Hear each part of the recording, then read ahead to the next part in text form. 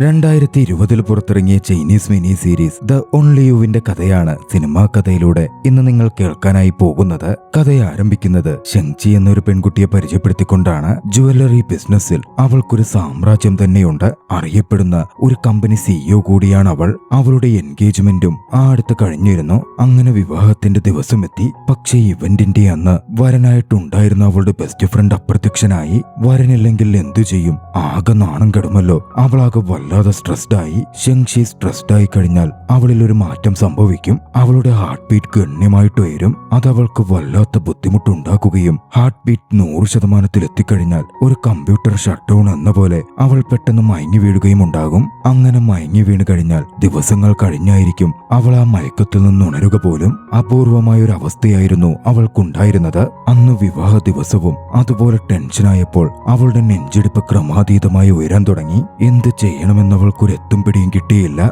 ഒടുവിൽ അവൾ കുഴഞ്ഞു വീഴലിന്റെ വക്കിൽ വരെ എത്തി. ബാക്കി വച്ചാൽ അവളെ സഹായിക്കുവാൻ ഒരു യുവാവ് അവൾക്കരികിലെത്തി. ആ യുവാവിന്റെ സാന്നിധ്യം വന്നതും പെട്ടെന്ന് അവളുടെ ഹാർട്ട് ബീറ്റിൽ ഗണ്യമായ കുറവ് അനുഭവപ്പെട്ടു. അവൾക്ക് അതുകൊണ്ട് തന്നെ ആശ്വാസവും അനുഭവപ്പെട്ടു. തന്റെ അവസ്ഥ ആ യുവാവിനോട് വിശദീകരിച്ച് അവൾ ഒരു മാസ്ക് ധരിച്ച് തൽക്കാലത്തേക്ക് തന്റെ ഫിയാൻസിയായി അഭിനയിക്കാമോ എന്ന് ചോദിച്ചു. അവളുടെ അവസ്ഥ മനസ്സിലാക്കി ആ യുവാവ് അതിന് സമ്മതിച്ചു. വിവാഹ വേദിയിലേക്ക് മാസ്ക് ധരിച്ച് അവളുടെ കൈപിടിച്ച ആ യുവാവ് നടന്നു കയറി. പരിപാടി ഒരു ഘട്ടം എത്തിയപ്പോൾ എൻഗേജ്മെന്റ് റിംഗായി താൻ ഡിസൈൻ ചെയ്ത ജുവല്ലറി അവൾ ഏവരെയും കാണിച്ചു. വേദിയിൽ ഉണ്ടായിരുന്ന അവളുടെ വളർച്ചയിലും ബിസിനസ്സിലും അസൂയാലുവായ സഹോദരൻ അതൊന്നും സഹിക്കാതെ നോക്കി നിന്നു. വേദിയിലേക്ക് കയറി വന്ന അവൻ ആ യുവാവിന്റെ മാസ്ക് ഊരി മാറ്റാൻ ശ്രമിച്ചു. കൃത്യസമയത്ത് അവൾ ഇടപെടുകയും അവനെ കാണികളിൽ നിന്ന് തിരിച്ചു നിർത്തി ചുംബിക്കുകയും ഫേസ് വെളിയിലാരും കാണാതെ സീക്രട്ട് സംരക്ഷിക്കുകയും ചെയ്തു. ഫംഗ്ഷനൊക്കെ കഴിഞ്ഞതും തന്നെ സഹായിച്ച ആ യുവാവിന് എന്തെങ്കിലും റിവാർഡ് കൊടുക്കണം എന്നവൾ ചിന്തിച്ചു. മാത്രമല്ല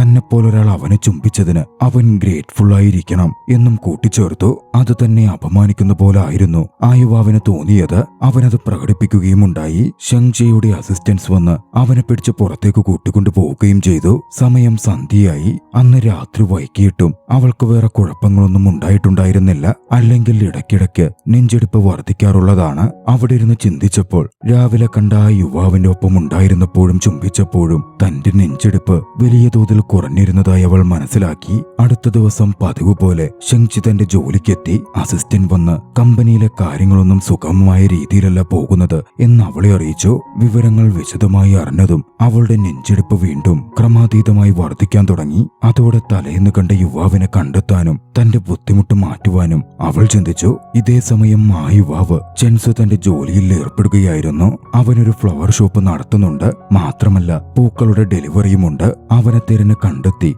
ഷെങ്ചി അങ്ങോട്ടേക്ക് എത്തിച്ചേർന്നു. അവനോടൊരു ചുംബനം ആവശ്യപ്പെട്ടു. തനിക്ക് സുഖമില്ല, അതുകൊണ്ടാണെന്നും പറഞ്ഞു. പക്ഷെ അതിന് സാധിക്കില്ലെന്നായിരുന്നു അവന്റെ മറുപടി. കാറിൽ നിന്നിറങ്ങി അവൾ അവന്റെ അടുത്തെത്തി. അപ്പോൾ തന്നെ നെഞ്ചെടുപ്പ് കുറയാൻ തുടങ്ങി. എന്നിരുന്നാൽ തന്നെയും അവൾ പെട്ടെന്ന് മയങ്ങി വീണു. പിന്നീട് സുഖപ്പെട്ട് എഴുന്നേറ്റപ്പോൾ അവൾ ചെങ്സുവിനോട് തനിക്ക് വേണ്ടി ജോലി നോക്കാമോ എന്ന് ചോദിച്ചു. പക്ഷേ തനിക്ക് തന്റെ ഫ്ലവർ ബിസിനസ് വിട്ടുവരാൻ താല്പര്യമില്ലെന്നായിരുന്നു അവന്റെ മറുപടി. അവനെ കൺവിൻസ് ചെയ്യിക്കാൻ പറ്റാതായതോടെ വളരെ വലിയ തുകയടക്കം അവൾ ചെൻസുവിന് ഓഫർ ചെയ്തു നോക്കി. പക്ഷെ അതിലും ചെൻസു വീണതേയില്ല. അതോടെ അവൾ തിരികെ പോയി. വീട്ടിലെത്തി വൈകുന്നേരം റെസ്റ്റ് ചെയ്യുമ്പോൾ ഷെങ്ഷിയുടെ അച്ഛൻ അവളെ വിളിച്ചു. അവളുടെ പാർട്ട്ണറെ മീറ്റ് ചെയ്യാൻ താല്പര്യമുണ്ട് എന്ന കാര്യം അവളോട് പറഞ്ഞു. വീണ്ടും അവളുടെ ഹാർട്ട് ബീറ്റ് ക്രമാതീതമായി ഉയരാൻ ആരംഭിച്ചു. ചെങ്സു ആകട്ടെ തന്റെ ഷോപ്പിൽ ജോലിയിലായിരുന്നു. അവൻ ഇറങ്ങാൻ തുടങ്ങുമ്പോഴേക്ക് ഒരു ഓർഡർ വന്നു. അവൻ അതുമായി ഒരു വീട്ടിൽ ചെന്നു. അതാകട്ടെ ഷെങ്ഷിയുടെ വീടായിരുന്നു. അവളായിരുന്നു ഓർഡർ ചെയ്തതും. അവൻ വന്നതും അവശതയിലായി കഴിഞ്ഞിരുന്ന ഷെൻഷി ഉടനടി അവനെ ചുംബിച്ചു. അതോടെ ഷെൻഷി ഉഷാറായി. ഹാർട്ട് ബീറ്റ് കുറഞ്ഞ് അവൾ ഓക്കെയായി കഴിഞ്ഞിരുന്നു. അവനാകട്ടെ ഒന്ന് ഞെട്ടുകയായിരുന്നു ചെയ്തത്. ദേഷ്യത്തിൽ ചെൻസു പിന്നാലെ അവിടെ നിന്ന് പോവുകയും ചെയ്തു. അടുത്ത ദിവസം വീണ്ടും ഷെൻഷി ചെൻസുവിന്റെ ഷോപ്പിലെത്തി. തന്റെ കമ്പനിയിൽ ഒരു ഇവന്റ് വരുന്നുണ്ടെന്നും അതിന്റെ അറേഞ്ച്മെന്റുകളും മറ്റും അവൻ ചെയ്യണമെന്നും ആ ജോലി ഏറ്റെടുക്കാമോ, എപ്പോഴും തന്റെ കൂടെ ഉണ്ടാവണം എന്ന മട്ടിലൊരു ജോബ് ഓഫർ കൂടി ഒരു കോൺട്രാക്ട് കൂടി അവൾ അവന്റെ മുമ്പിലേക്ക് വെച്ചു. തന്റെ ഫ്ലവർ ഷോപ്പുമായി ബന്ധപ്പെട്ട ബിസിനസ് ആയതുകൊണ്ട് അത് ഏറ്റെടുക്കാൻ ചെൻസു ഒരുക്കമായിരുന്നു. അടുത്ത ദിവസം മുതൽ അവൻ തന്റെ ജോലി ആരംഭിച്ചു. ജോലിയുടെ ഭാഗമായി ചെൻഷിയുടെ കമ്പനിയിലെത്തി അവിടെ പ്ലാന്റുകൾ സൂക്ഷിക്കാനും പുതിയ ചെടികളും മറ്റും സ്ഥാപിക്കാനുമൊക്കെ ആരംഭിച്ചു. കമ്പനിയുടെ ഹാൾവേയിൽ വെച്ച് അവർ കണ്ടുമുട്ടുകയും അവൻ ചെൻഷിക്ക് ഒരു ചെടി സമ്മാനിക്കുകയും ഉണ്ടായി. അവളോടുള്ള അവന്റെ പെരുമാറ്റവും മറ്റും കമ്പനിയിലെ സ്റ്റാഫുകൾ ശ്രദ്ധിക്കുകയും അതിനെപ്പറ്റി പരസ്പരം ചാറ്റ് ചെയ്യാനും മറ്റും തുടങ്ങുകയും ചെയ്തിരുന്നു. അന്ന് രാത്രിയിൽ കമ്പനിയിലെ കുറച്ചുപേർ ചേർന്ന് ഒരു പാർട്ടി സംഘടിപ്പിച്ചിരുന്നു. ചെൻസുവിനെ കമ്പനിയിലേക്ക് സ്വാഗതം ചെയ്തുകൊണ്ടുള്ള പാർട്ടിയായിരുന്നു അത്. ചെൻസുവും പാർട്ടി അറ്റൻഡ് ചെയ്തു. പക്ഷേ മദ്യപിക്കാത്ത അവൻ മദ്യപിച്ചതുകൊണ്ട് പെട്ടെന്ന് അവശതയിലായിരുന്നു. അതുകൊണ്ട് ഒടുവിൽ ചെൻഷി തന്നെ അവനെ അവിടെ നിന്ന് കൂട്ടിക്കൊണ്ടുപോന്നു. തന്റെ വീട്ടിലേക്കായിരുന്നു ചെൻഷി ചെൻസുവിനെ കൊണ്ടുവന്നത്. അവനെ കൗച്ചിൽ കിടത്തുമ്പോൾ സാന്ദർഭികമായി അവൾ അവന്റെ ദേഹത്തേക്ക് വീഴുകയും അവർക്കിടയിൽ ഒരു ചുംബനം സംഭവിക്കുകയും ചെയ്തു. പെട്ടെന്നൊന്ന് അമ്പരന്നു പോയി അവൾ ഉടനടി തന്റെ മുറിയിലേക്ക് ഓടിപ്പോയി.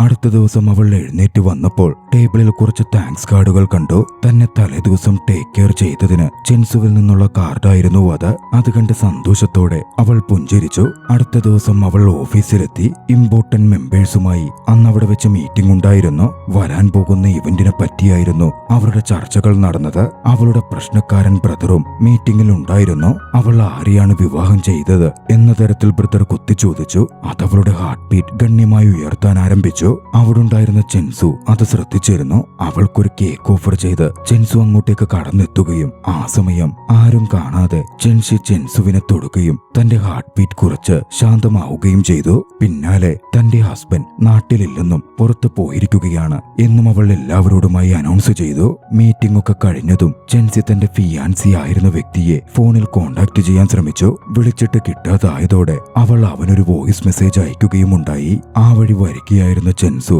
അവളുടെ ആ സംസാരം കേട്ടിരുന്നു. അവൾ കരികിലെത്തി അവളെ താൻ സഹായിക്കാം എന്ന് ചെൻസു പറഞ്ഞു. ഏറെ അവശതയായിരുന്ന അസ്വസ്ഥയായിരുന്ന അവൾ എഴുന്നേറ്റ് നിന്ന് ചെൻസുവിനെ കെട്ടിപ്പിടിച്ചു. അവനോട് ക്ലോസ് ആയി നിൽക്കുമ്പോൾ തനിക്ക് വല്ലാത്ത ആശ്വാസം കിട്ടുന്നതായി ചെൻഷി ചെൻസുവിനോട് പറഞ്ഞു. പക്ഷേ ചെൻസുവിന് വല്ലായ്മ തോന്നുകയും അവൻ ഉടനടി അവളെ പിടിച്ചു മാറ്റി അവിടെ നിന്ന് പോവുകയും ചെയ്തു. അന്ന് രാത്രിയിൽ തന്റെ ഫാമിലിക്കൊപ്പം ചെൻഷിക്ക് മീറ്റിംഗ് ഉണ്ടായിരുന്നു. ബ്രദറിനും അച്ഛനും ഒപ്പമിരുന്ന് അവൾ ഭക്ഷണം കഴിച്ചു. പ്രശ്നക്കാരൻ ബ്രദർ അവിടെ വെച്ചും ഓരോ വിഷയമുണ്ടാക്കാൻ തുടങ്ങി. അവളുടേതൊരു ഫേക്ക് മാരേജ് ആയിരുന്നു എന്ന മട്ടിലുള്ള സൂചനകൾ ബ്രദർ മുന്നിലേക്ക് വെക്കാൻ തുടങ്ങി. പിന്നാലെ ദേഷ്യപ്പെട്ട് അവൾ അവിടെ നിന്ന് എഴുന്നേറ്റ് പോയി. അച്ഛനും ബ്രദറും അത് കണ്ടൊന്ന് ഞെട്ടിയിരുന്നു. പിന്നീട് ഷെങ്ജി വീട്ടിലേക്ക് മടങ്ങിയെത്തി. പനി പിടിച്ചിരുന്നതിനാൽ അവൾ വല്ലാതെ അവശനിലയിൽ കാണപ്പെട്ടിരുന്നു. വൈകാതെ ഷെങ്ഷിയുടെ അസിസ്റ്റന്റ് അവൾക്ക് മരുന്നുമായി എത്തി. പക്ഷേ പനി പിടിച്ചത് കാരണം അവളുടെ ഹൃദയമെടുപ്പ് വീണ്ടും വലിയ തോതിൽ വർദ്ധിക്കുന്നുണ്ടായിരുന്നു. പിന്നീട് ചെൻസു പുറത്തുപോയി തന്റെ ഫ്ലവർ ഷോപ്പിലേക്ക് മടങ്ങിയെത്തുമ്പോൾ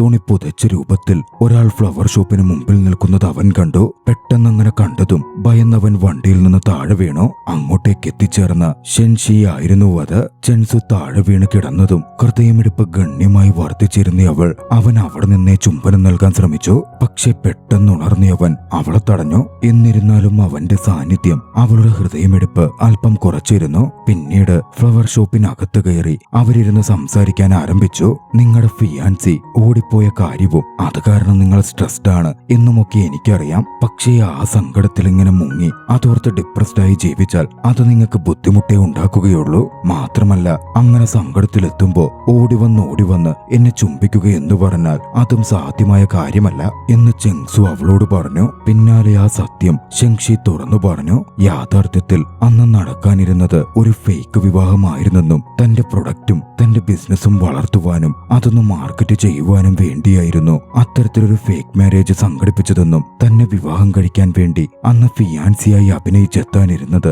തന്റെ ബെസ്റ്റ് ഫ്രണ്ട് ആയിരുന്നെന്നും ഫൂക്കം എന്നാണ് അവന്റെ പേരെന്നും പക്ഷെ അവൻ എത്തിയില്ല, പദ്ധതി പാളേണ്ടതായിരുന്നു, അപ്പോഴാണ് നീ വന്നെന്നെ സഹായിച്ചത് എന്നും ഷെങ്ഷി പറഞ്ഞു. ഉടനടി അവൻ അവളോട് ചോദിച്ചു, പിന്നെ എന്തിനാ സങ്കടം വരുമ്പോഴൊക്കെ ഓടി വന്നെന്നെ കെട്ടിപ്പിടിക്കുകയും ചുംബിക്കുകയും ഒക്കെ ചെയ്യുന്നത് എന്നവൻ ചോദിച്ചു. പക്ഷേ അതിൽ നിന്നും അവൾ ഒഴിഞ്ഞു മാറി. തന്റെ ഹെൽത്ത് പ്രോബ്ലത്തിനെ പറ്റിയൊന്നും അവൾ അവനോട് പറഞ്ഞതേയില്ല. അടുത്തൊരു ദിവസം കൂടി കടന്നുപോയി. അടുത്ത ദിവസം റെസ്റ്റോറന്റിൽ ഒരു മീറ്റിംഗ് ഉണ്ടായിരുന്നു. അവിടെ അവളുടെ സഹോദരനും കമ്പനി മോഡലുമായ പെൺകുട്ടിയും ഇരുന്ന് അതിനെപ്പറ്റി സംസാരിക്കുകയായിരുന്നു. ഷെങ്ഷിയും അവിടെ ഇരുന്ന് മോഡലിംഗ് കോൺട്രാക്റ്റിനെ പറ്റി സംസാരിച്ചു. പലതരത്തിലുള്ള വാദങ്ങളും ഷെങ്ഷി മുന്നിലേക്ക് വെച്ചു. ചിലതൊക്കെ കോംപ്രമൈസ് ചെയ്യുകയും ഒടുവിലൊക്കെ ഓക്കെയാക്കുകയും ഉണ്ടായി. പിന്നീട് ഷെങ്ഷി എഴുന്നേറ്റ് പോവാൻ നോക്കിയപ്പോൾ അതൊന്നും ഇഷ്ടപ്പെടാതിരുന്ന അവളുടെ സഹോദരൻ അവളെ ഇടങ്കാല് വെച്ച് വീഴ്ത്തി. ഷെങ്ഷി എഴുന്നേറ്റ് അവിടെ നിന്നും മുടന്തിപ്പോവാനും ആരംഭിച്ചു. അത് കണ്ടതും അവനൽപ്പം കുറ്റബോധം തോന്നാതിരുന്നില്ല. ആ സമയം അത്രയും ചെൻസുവും അവളുടെ കൂടെയുണ്ടായിരുന്നു. ഓഫീസിലേക്ക് മടങ്ങിയെത്തിയ ഷെൻഷി തന്റെ ജോലി തുടർന്നു. രാത്രി വൈകിയും ജോലിയിൽ ഏർപ്പെട്ടുകൊണ്ടേയിരുന്നു. ചെൻസു ആകട്ടെ ആ സമയം അവൾക്കായി കുറച്ച് ഡിന്നർ കൊണ്ടുചെന്നു കൊടുത്തു. കഴിക്കാൻ സമയമില്ല എന്ന് പറഞ്ഞ് അവളത് വേണ്ടെന്ന് പറഞ്ഞു. എന്നിരുന്നാലും ചെൻസു നിർബന്ധിപ്പിച്ച് അവൾക്ക് കുറച്ച് സ്നാക്സ് കൊടുത്തു. അന്നുറങ്ങാനായി കിടക്കുമ്പോൾ ചെൻസു ആലോചിച്ചത് മുഴുവൻ ചെൻഷിയെ പറ്റിയായിരുന്നു. അവളോട് താൻ അടുക്കുന്ന പോലെ അവന് തോന്നി. തന്റെ ചിന്തകൾ വഴിതിരിച്ചു വിടുവാൻ അവൻ എഴുന്നേറ്റ് പ്ലാന്റ്സിന് വെള്ളമൊഴിച്ചു കൊടുക്കാൻ തുടങ്ങി. അടുത്ത ദിവസം ഷെങ്ഷി തന്റെ ഓഫീസ് ടേബിളിൽ എത്തിയപ്പോൾ അവിടെ ചെൻസുവിൽ നിന്നുള്ള ബ്രേക്ക്ഫാസ്റ്റ് അവളെ കാത്തിരിക്കുന്നുണ്ടായിരുന്നു. അതവളെ ഒരുപാട് സന്തോഷിപ്പിച്ചു. പക്ഷേ കുറച്ചു കഴിഞ്ഞ് അവൻ ആ ബ്രേക്ക്ഫാസ്റ്റ് അവൾക്ക് മാത്രമല്ല ഓഫീസിലുള്ള എല്ലാവർക്കും കൊടുത്തിരുന്നു എന്ന് മനസ്സിലാക്കിയതും ഷെങ്ഷി അല്പം നിരാശപ്പെട്ടു. ആ ദിവസവും അങ്ങനങ്ങ് കടന്നുപോയി. അടുത്ത ദിവസം ചെൻഷുവിന്റെ ശ്രദ്ധ പിടിച്ചു പറ്റുവാൻ ഷെങ്ഷി പ്രൊവോക്ക് ചെയ്യുന്ന തരത്തിലുള്ള വസ്ത്രം ധരിച്ച് അവന്റെ മുമ്പിലെത്തി. അന്നൊരു ക്ലയന്റ് മീറ്റിംഗ് ഉണ്ടായിരുന്നു. അത്തരത്തിൽ വസ്ത്രം ധരിക്കുമ്പോൾ അസൂയ പൂണ്ട് ചെൻസു തന്നെ തിരുത്തുമെന്നൊക്കെ അവൾ പ്രതീക്ഷിച്ചിരുന്നു.